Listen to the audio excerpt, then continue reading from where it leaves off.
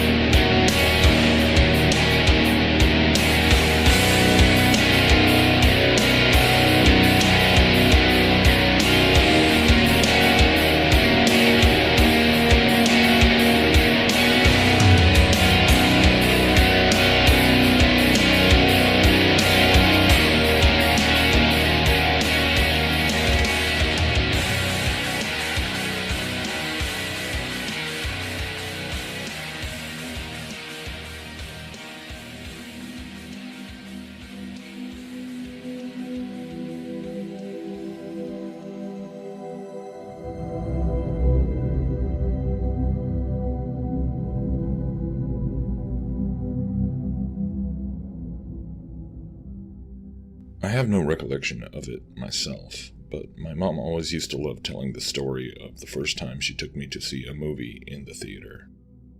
It was Robin Hood with Errol Flynn.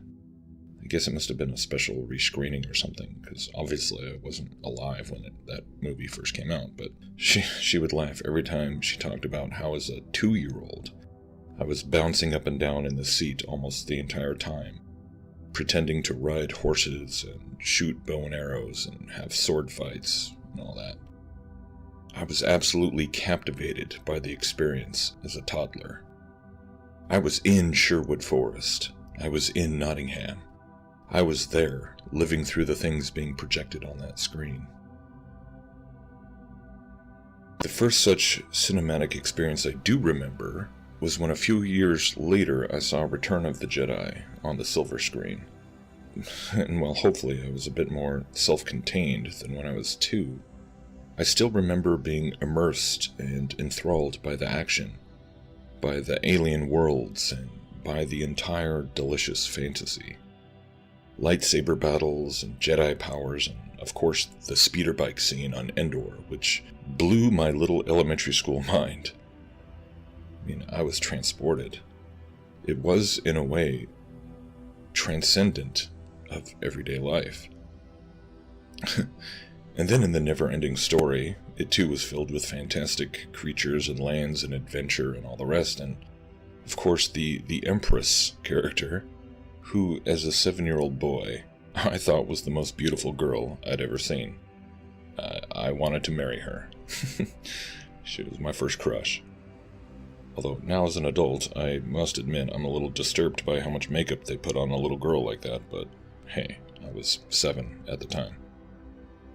And like so many of us, movies continued to play a role in my life for years to come, sculpting my imagination, taking me new places, introducing new concepts, new characters, new dreams. Until eventually, around almost a decade ago now, the whole concept of, quote, theater began to take on a very different and rather diabolical tone.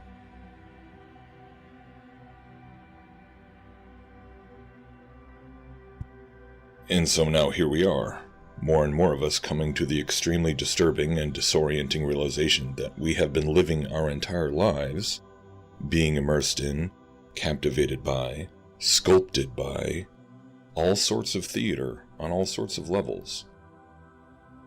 Most of which have been going on outside the padded seats of the cinema. That little clip of the flapping tarp on the space station in the intro, by the way, that's from Skylab, the second mission in July of 1973. Which is kind of crazy. This is only a year after the Apollo missions wrapped up, but that flapping tarp thing is the, quote, Mylar solar shield that the first crew had to install on Skylab after a panel supposedly broke off when it was initially put into orbit, and so the interior of the little space station was getting too hot, so basically they tied a big gold reflective tarp on the outside to reflect the sunlight and keep it cool enough. But, yeah. That footage is supposedly a fly-around inspection of the space station before docking, and somehow, at an Earth orbit of 270 miles up, you can see the thing flapping in the wind like crazy. So, okay, there's one more fun little tidbit for the people who still scoff at the idea that NASA has been faking everything all along, and maybe most of you guys had seen that before, I don't know, but it was new to me, so I wanted to share it. Overall, Skylab kind of feels like the NASA equivalent of the Star Wars Holiday Special to me. Like, they first put it out thinking that it was this awesome idea, and then shortly after realized what a horrific dud it was, and wanted to try and erase it from the annals of history. But anyway, the use of theater to influence and indoctrinate the minds of men and women stretches back into ancient times, of course, when the Greeks championed the use of drama in their culture to spread mythological themes and beliefs to the mass population. And it's never stopped, all the way up to the present day. Only the stage has taken on more forms than most people want to imagine possible.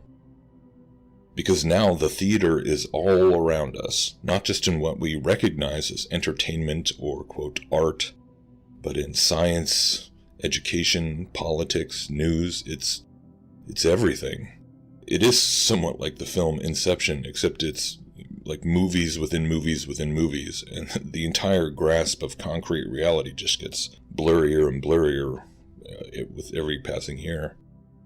I mean, for example, Logan Paul just dropped his Flat Earth mockumentary finally, where he punked the entire Flat Earth topic. He punked the 2018 Flat Earth Conference, and he punked the publicity-chasing promoter of that conference by pretending to get punked himself by his own friend, who convinces him to become a Flat Earther, for like a day. And it's kind of this sick sort of genius satire, where the whole thing is like this big fake reality show, where Paul willingly plays the role of the idiot dupe, and of course everyone in his entourage, including the fake girlfriend, was in on the whole production the whole time, duh. So it's kind of like he's lampooning himself, but he's also not. What he's really doing is just laughing all the way to the bank, as he has been for years, and in a way, after watching it, or I guess more accurately, I skimmed the majority of it and then skipped to the ridiculous ending, but I was almost struck by the thought that it's almost like it was a way of trying to redeem himself after the whole Suicide Forest debacle. Really, because anyone with a lick of intelligence should be able to walk away from watching the whole thing and realize that it was all a stunt from start to finish, and that Logan was willfully playing the part of the feeble-minded idiot who was seduced by conspiracy theories, and so in that sense, I'm guessing that he should be recognized by the mainstream media as almost doing penance for his previous social media sins, by way of using his own self-masturbatory egotistical persona as the Trojan horse to get into the Flat Earth convention and make a total mockery of the entire thing. But anyhow, speaking of satire, and speaking of Greek theater, did you know that the term satire is derived from the ancient Greek form of plays known as satyr plays? I came across this not long ago and it was kind of fascinating. These satyr plays were considered to be somewhat in between the classical Greek tragedy and Greek comedy. But basically it was just a bunch of male chorus singers who were dressed up as satyrs, or satyrs, or however you want to say it. Yes, just like the goat-legged god Pan. And they ran around on stage acting boisterous and lewd and oftentimes wearing giant exaggerated phalluses. So that's right, dick jokes go all the way back to the ancient mystery schools too. I mean, what do you know? Interesting to stop and then note that Logan Paul's trip, quote, to the edge and back, concluded with him running around Denver in the buff and making dick jokes about himself. Nothing new under the sun, once again. But indeed, okay, Ridley Scott, the famous director of Alien and Blade Runner and everything, he just made this big-budget 4-minute film/commercial for Hennessy, the cognac company. And it's called The Seven Worlds, where each world is supposed to represent a different one of the 7 flavor notes of this famous liquor. And it's sort of interesting for several reasons. One being how it illustrates the fact that we now live in a day and age where we can all see that it's quite possible to fake every single effect needed to show things like levitating liquids in zero gravity, or putting actors in front of dazzling space backgrounds, faking vehicles and alien planets and everything else. But the idea that they could be faking the quote-unquote real space footage is still seen as ridiculous. But not only that, of course, this 4-minute sci-fi odyssey alcohol ad also has to be full of esoteric and occult symbolism as well. And that, of course, is ultimately what this movie of a million movies is all about.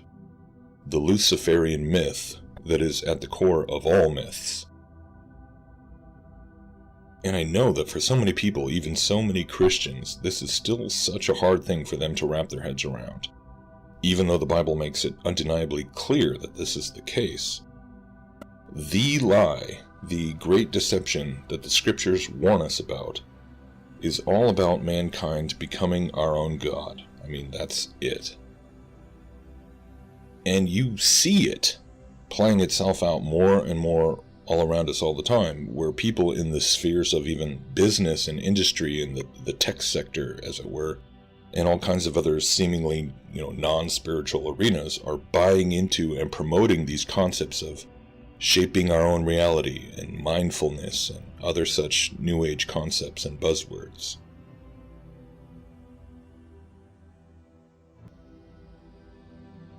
But from the stone amphitheaters of ancient Greece to the Shakespearean stage, to the silver screen and television, mass media, and the internet, etc., we're now on the precipice of having this all-encompassing sci-fi horror picture show get even more immersive and captivating than ever before, thanks to VR technology and augmented reality. Everything is possible, even the impossible. And I know that probably seems like silly, innocent Disney tripe to a lot of people. But that really is the essence of the Luciferian Mystery Babylon false gospel, right there. It's really just do what thou wilt, cartoonified. And that is why it's so sad and so frustrating that so many folks in the church still dig in their heels and cling to things like the false Copernican paradigm and the broader spectrum of occult scientism overall. It's not because the question of the shape of the earth is itself so terribly important. It's because the matter of believing what the Bible says about the entire world being subjected to a great deception that is terribly important. It's important because this is where the real war is taking place, the real, quote, battle for heaven and earth, as it were. It's in our hearts, in our minds, and in our imaginations. It's hard to exit the theater. We all like the theater. We all like certain aspects of the tragedy and the comedy, and even the Seder plays. We all like to imagine that we can become whatever we wish, that we can manifest our own dreams, sculpt our own reality, and be our own saviors. And that is what we've been seduced by all along. But in the end, it's a horrible, deadly lie. What we really need is Jesus, the eternal high priest, the true Messiah, the Lamb of God who sits upon the throne. And that message is the ultimate spoiler, as it were.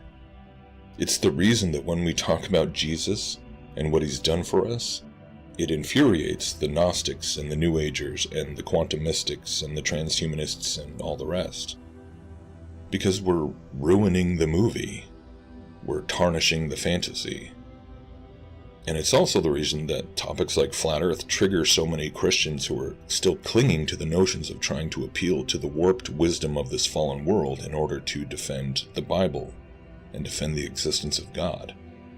Because we're exposing the terrifying reality of the satanic theater in general, and they don't want to believe that they're still enthralled by it, still trying to marry the gospel of Jesus with humanistic science fiction delusions.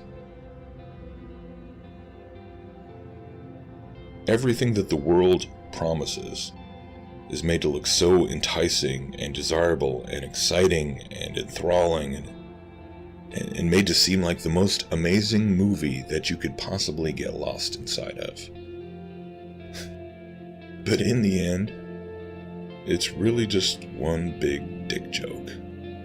One big special effects laden ruse designed to punk everyone who wants to keep on believing in the fantasy of the idolatry of man.